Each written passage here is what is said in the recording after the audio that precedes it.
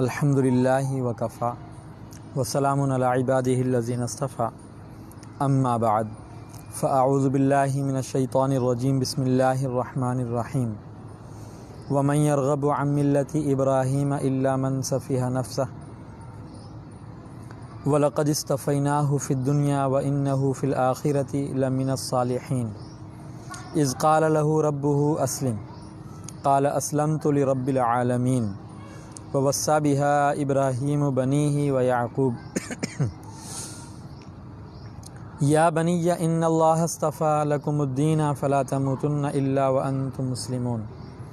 أَمْ كُنْتُمْ شُهَدَاءَ إِذْ حَضَرَ يَعْقُوبَ الْمَوْتُ إذ قال لبنيه ما تعبدون من بعدي قالوا نعبد إلهك وإله آبائك إبراهيم وإسماعيل وإسحاق إلها واحدا ونحن له مسلمون تلك أمة قد خلت لها ما كسبت ولكم ما كسبتم ولا تسألون عما كانوا يعملون وقالوا كونوا هودا أو نصارى تهتدوا قل بل ملة إبراهيم حنيفا وما كان من المشركين صدق اللہ مولانا العظیم اللہم صلی علی سیدنا محمد وعلی آل سیدنا محمد وبارک وسلم۔ بات چل رہی تھی سیدنا ابراہیم علیہ السلام کی۔ اس میں بنیادی نقطہ جو ہے وہ ہمارے آقا حضرت محمد صلی اللہ علیہ وسلم کی رسالت کا ہے۔ آپ علیہ السلام سیدنا ابراہیم علیہ السلام کی دعا کا ظہور ہیں۔ آقا علیہ السلام خود ارشاد فرماتے ہیں کہ میری نبوت کا جو سبب ہے ظاہری طور پر وہ 3 سبب ہیں۔ ایک حضرت ابراہیم علیہ السلام کی دعا جو ہم نے کل کے درس میں جس کی تفسیر پڑھی تھی۔ دوسرے حضرت عیسیٰ علی نبینا و علیہ السلام ان کی بشارت۔ قرآن پاک میں آتا ہے اذ قال عیسی ابن مریم یا بنی اسرائیل انی رسول اللہ الیکم مصدقا لما بین یدیہ ومبشرا برسول یأتی من بعد اسمہ احمد۔ تو یہ حضرت عیسیٰ علیہ السلام نے جو خوشخبری سنائی کہ اے بنی اسرائیلو میں تمہیں خوشخبری سنا رہا ہوں ایک رسول کی جو میرے بعد آئے گا اور میری تصدیق کرے گا اور اس کا نام احمد ہوگا۔ حضور علیہ السلام ارشاد فرماتے ہیں میرا نام محمد بھی ہے، میرا نام احمد بھی ہے اور میرا نام حاشر بھی ہے کہ میرے قدموں سے جو ہے لوگوں کو اٹھایا جائے گا میدان حشر کے لیے، اور میرا نام عاقب بھی ہے کہ میں سب سے آخر میں آنے والا ہوں، میرے بعد کوئی نبی نہیں ہے۔ عاقب کا معنی ہوتا ہے آخر میں آنے والا۔ تو یہ حضرت عیسیٰ علیہ السلام کی دعا، بشارت۔ اور تیسری چیز آقا علیہ السلام نے یہ ارشاد فرمائی کہ میں اپنی والدہ کے خواب کا ظہور ہوں۔ آپ کی والدہ حضرت آمنہ نے یہ خواب دیکھا تھا کہ ان کے جسم سے ایک نور نکلا ہے خواب میں، اور اس نے پورے ملک شام کے محلات کو جو ہے سب کو اپنے اس میں ڈھانپ لیا ہے۔ تو یہ آپ علیہ السلام اس خواب کا ظہور ہیں گویا کہ۔ تو حضرت ابراہیم علیہ السلام کی دعا ہو گئی، تو اب یہود کو یہ بتایا جا رہا ہے، سمجھایا جا رہا ہے کہ جب حضرت ابراہیم علیہ السلام نے اور ان کا جو مقام اور مرتبہ تھا، جو ان کی ملت تھی، جو انہوں نے امت مسلمہ کا اللہ تعالیٰ سے سوال کیا اور جو انہوں نے نبی آخر الزماں کا سوال کیا، اور حضرت ابراہیم حضرت اسماعیل علیہ السلام کی اولاد کے اندر جو نبی آخر الزماں کی دعا کی گئی، یہ ساری چیزیں اس بات کو کے لیے ثبوت ہیں گویا کہ آپ علیہ السلام آخری نبی ہیں، اور وہی نبی موعود ہیں کہ جن کا ان کی کتابوں کے اندر تذکرہ بھی ہے۔ اب ان تمام ساری باتوں کے بعد وَمَن يَرْغَبُ عَن مِلَّةِ إِبْرَاهِيمَ إِلَّا مَن سَفِهَ نَفْسَهُ، کون ایسا شخص ہوگا جو اعراض کرے ملت ابراہیم سے، مگر وہ شخص ہی کر سکتا ہے جس نے اپنے ذات کو بیوقوف بنا لیا، اپنے آپ کو بیوقوف بنا لیا۔ یعنی یہ عقل مند باشعور سمجھدار آدمی کا کام نہیں ہو سکتا کہ نبی علیہ السلام کا انکار کر لینا، ملت ابراہیمی کا انکار کر لینا، دین حنیف کا انکار کر لینا، یہ تو کوئی بیوقوفی کر سکتا ہے۔ لہذا آپ علیہ السلام کی نبوت کے سلسلے میں یہ بات سمجھائی جا رہی ہے کہ آپ چونکہ ملت ابراہیمی پر ہیں، ان کے آخری امام ہیں، اور اس کا انکار اور ان کا دعویٰ بھی یہی تھا کہ ہم حضرت ابراہیم علیہ السلام کو مانتے ہیں۔ تو اب سمجھایا جا رہا ہے کہ حضرت ابراہیم علیہ السلام کو ماننا کیا ہوتا ہے۔ تو حضور علیہ السلام کو ماننا ہی حضرت ابراہیم علیہ السلام کو ماننا ہے۔ تو ملت کا لفظ ایک ہے ملت، ایک ہے دین، ایک ہے شریعت۔ یہ تینوں لفظ ان میں تھوڑا سا فرق ہوتا ہے۔ دین کہتے ہیں تمام انبیاء علیہم السلام کی مشترکہ میراث کو، اس کے اندر اصول ہوتے ہیں، جیسے توحید ہے، جیسے رسالت ہے، جیسے آخرت کے دن پر ایمان لانا ہے۔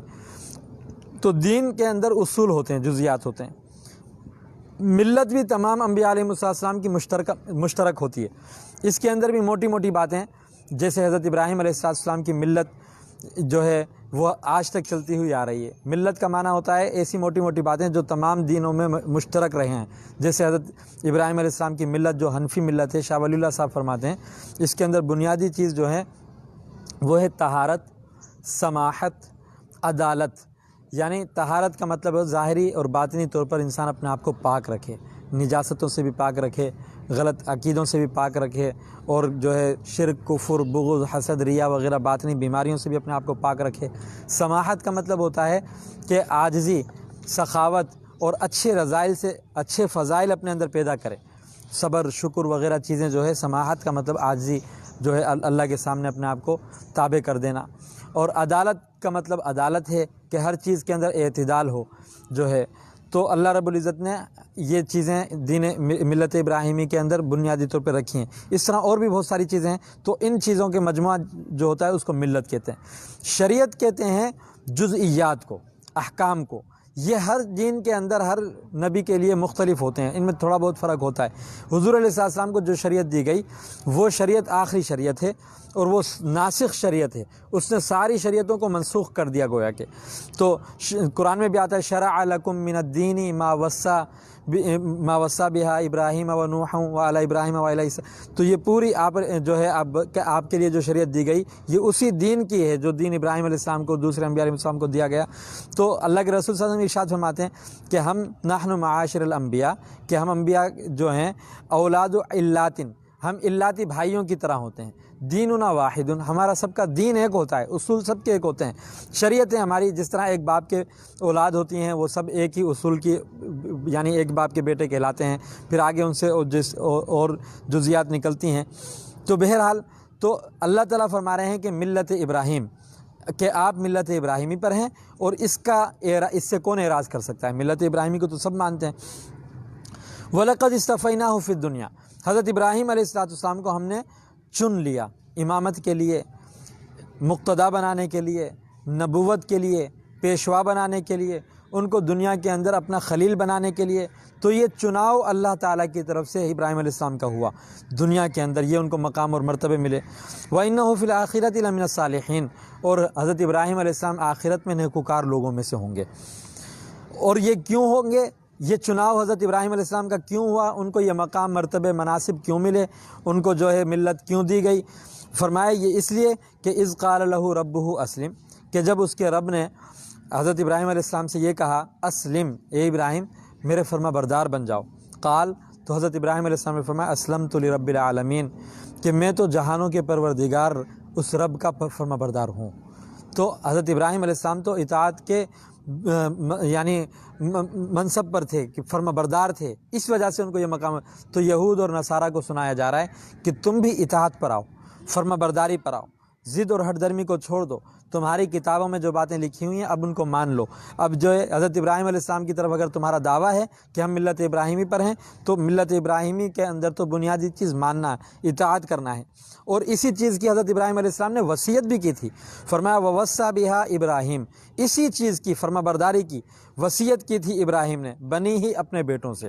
حضرت ابراہیم علیہ السلام کے 5 بیٹے تھے، ایک کا نام اسحاق، ایک کا نام اسماعیل، ایک کا نام مدین، ایک کا نام مدائن، ایک کا نام قیدار۔ تو یہ 2 بیٹے حضرت ابراہیم علیہ السلام کے نبی ہوئے جلیل القدر۔ ان 5 بیٹوں کو حضرت ابراہیم علیہ السلام نے وصیت کی، اور وہ یعقوب، اور خاص طور سے حضرت یعقوب علیہ السلام کو فرمایا یا بنیہ، اور یعقوب علیہ السلام نے بھی یہ وصیت کی، فرمایا یعقوب علیہ السلام کے 12 بیٹے تھے، تو یعقوب علیہ السلام، حضرت ابراہیم علیہ السلام نے بھی اپنے بیٹوں کو وصیت کی۔ وصیت کا مطلب ہوتا ہے موت کے وقت آخری وصیت کرنا، یعنی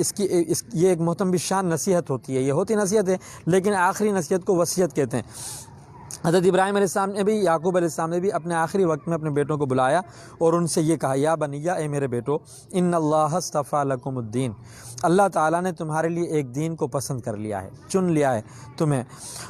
فلا تموتن الا وانتم مسلمون، دیکھو اب تمہاری موت نہ آئے مگر اس حال میں کہ تم مسلمان ہو، یعنی اب اس اسلام پر فرما برداری اور اطاعت پر تم نے موت تک قائم رہنا ہے، تمہارا ایمان پر خاتمہ ہو، زندگی بھر تم نے اسی اسلام کے ساتھ رہنا ہے، موت تک تمہارے لیے یہ ضروری ہے۔ چنانچہ انما الاعمال بالخواتیم،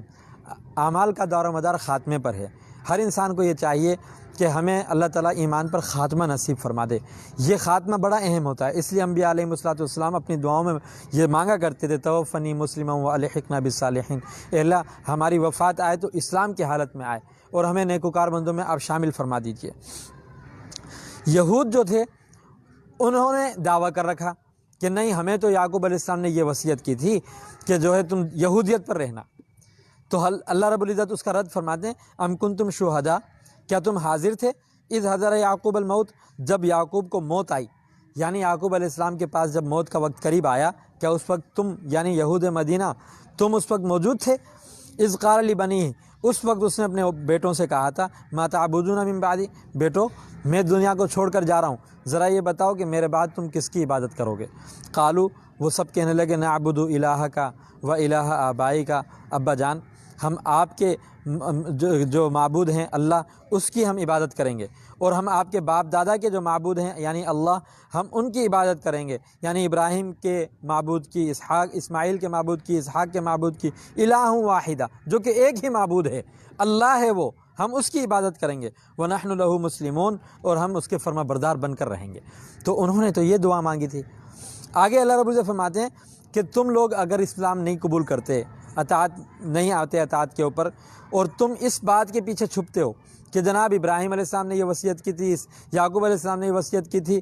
بالفرض اگر تم یہ کہتے ہو کہ ہم چونکہ ان کی اولاد ہیں اور ہم فلاں دین پر ہیں، تو اگر تم صرف نسب کی وجہ سے اور اپنے نسبی رشتے کی وجہ سے تم ضد اور ہٹ درمی پہ ہو، تو سن لو، تلک امت قد خلت، ابراہیم علیہ السلام، اسماعیل علیہ السلام، یعقوب علیہ السلام، اسحاق علیہ السلام، یہ سب کے سب ایک امت تھے، اپنی ذات میں یہ ایک پوری امت تھے، یہ ایک جماعت تھے، قد خلت، یہ گزر چکے، یہ اللہ کی پاک بارگاہ میں حاضری دے چکے، وہاں پر انہوں نے اللہ کے پاس پہنچ گئے، جو انہوں کی ذمہ داری لگائی گئی تھی انہوں نے پوری کر دی، اب ان کا معاملہ ختم ہو گیا، لہا ما کسبت، ان کو اللہ کے پاس وہ ملے گا جو انہوں نے کمایا دنیا کے اندر، جو نیک اعمال کیے، جو اپنی ذمہ داری ملی، وَلَكُمْ مَا كَسَبْتُمْ، لیکن اے یہود مدینہ تم ذہن میں رکھو، تمہارے لیے تمہارے اعمال ہوں گے، یہ نہیں کہ تم ان کی اولاد ہونے کی وجہ سے بچ جاؤ گے، لہذا اب تم اپنے اعمال کو دیکھو، تمہارے اعمال کیا ہیں، کیا تمہارے اعمال ان کے اعمال ہیں؟ وَلَكُمْ مَا كَسَبْتُمْ وَلَا تُسْأَلُونَ عَمَّا كَانُوا يَعْمَلُونَ، اور تم سے ان کے بارے میں نہیں پوچھا جائے گا کہ انہوں نے کیا کیا، تو لہٰذا یعقوب علیہ السلام پر، ابراہیم علیہ السلام پر تم بہتان مت باندھو، لہذا اپنے اعمال کی تم فکر کرو۔ ایک اور بات وہ یہ کہتے تھے یہودی، جو ہے ابن سوریہ کے نام سے ایک یہود کا بڑا عالم تھا، اس نے اللہ کے نبی علیہ السلام کی شان میں یعنی آپ کی خدمت میں حاضر ہونے کے بعد آپ کو دعوت دی باقاعدہ کہ آپ یہودی ہو جائیں، نعوذ باللہ۔ تو اللہ تعالیٰ اس کو جواب دیتے ہوئے فرماتے ہیں، قالو، یہ لوگ کہتے ہیں، کونو ہودن او نصارا، کہ آپ یہودی ہو جاؤ یا نصارہ ہو جاؤ، تو یہودی کہتے تھے آپ یہودی ہو جائیں، اور نصارہ کی یہ خواہش تھی کہ آپ نصارہ ہو جائیں۔ قرآن میں پہلے بھی اللہ تعالیٰ نے یہ بات فرمائی، وَلَن تَرْضَىٰ عَنْكَ الْيَهُودُ وَلَا النَّصَارَىٰ حَتَّىٰ تَتَّبِعَ مِلَّتَهُمْ، ان کی دلی خواہش ہے کہ آپ ان کے ملت کی پیروی کر لیں، تو یہ تو ہو نہیں سکتا، تو انہوں نے کہا کہ آپ اگر یہودی ہو جائیں یا نصارہ ہو جائیں تہتدوا، تو آپ ہدایت پر ہوں گے، ورنہ ہم آپ کو ہدایت پر نہیں مانتے۔ تو یہ ایک بہت بڑی گستاخی تھی، گویا کہ جرت تھی بڑی۔ اللہ تعالیٰ فرماتے ہیں، قل، اے محمد صلی اللہ علیہ وسلم آپ ان سے کہہ دیجئے، یعنی یہ بہت بڑی بات ہے، یہ ناممکن ہے کہ میں ملت ابراہیمی کو چھوڑ دوں، ملت حنیفہ کو چھوڑ دوں، یہ ناممکن ہے، بل ملت ابراہیم حنیفہ، بلکہ میں ملت ابراہیمی پر ہوں یکسو ہو کر۔ حنیفہ کا مطلب ہوتا ہے یکسو ہو کر کسی رستے کے اوپر چل دینا، تو آپ تو ملت ابراہیمی پر ہیں، تم نہیں ہو یہود و نصارہ، تم نہیں ہو ملت ابراہیمی پر، کیونکہ ملت ابراہیمی کا خاصہ کیا ہے؟ شرک کا نہ ہونا، وما کان من المشرکین، حضرت ابراہیم علیہ السلام مشرک نہیں تھے۔ چنانچہ اللہ تعالیٰ نے اپنے نبی علیہ السلام کو صاف صاف منع کر دیا کہ آپ ملت ابراہیمی پر ہیں اور ملت ابراہیمی پر آپ جمے رہی ہیں۔ ملت ابراہیمی کا خاصہ اطاعت ہے، فرما برداری ہے، اللہ تعالیٰ کا عشق اور محبت ہے، لہذا یہ لوگ اگر ضد اور ہٹ درمی پر ہیں تو یہ خود اس کو بھگتیں گے۔ تو یہ موضوع چل رہا ہے، اللہ رب العزت سے دعا اللہ عمل کرنے کی توفیق عطا فرمائے۔ وآخر دعوانا الحمد للہ رب العالمین۔